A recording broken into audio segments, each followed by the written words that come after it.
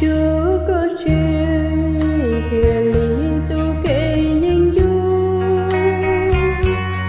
Chúa có chuyện thiên lý wa tu lu của mua.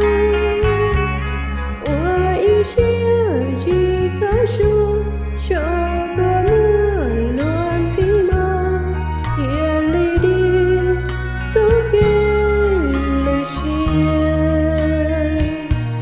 Chúa có chia thiên lý wa táp lao.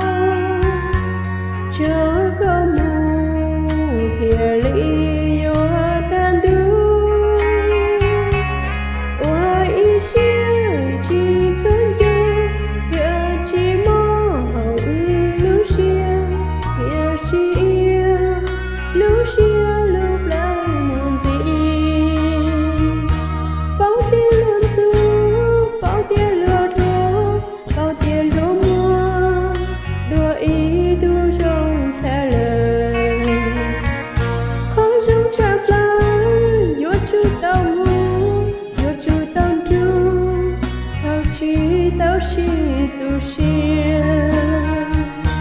Ô xia cho xe, ô xia cho nhớ, cho tuổi chúa bao, chỉ lý đủ nó mồ lê. Chúa có chi, yo cho hậu kê trong đua. Kia chi ô, trâu ư nó mua danh du.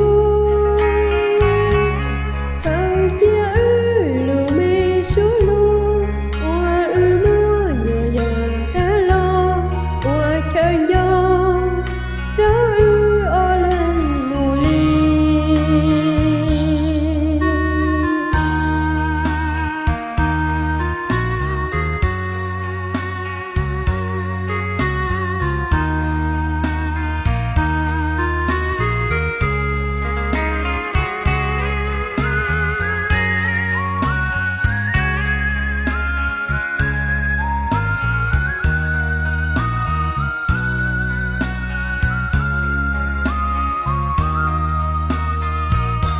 Bao tiền luôn du, bao tiền lừa đùa, bao tiền luôn mua, đùa ý tu trong trả lời.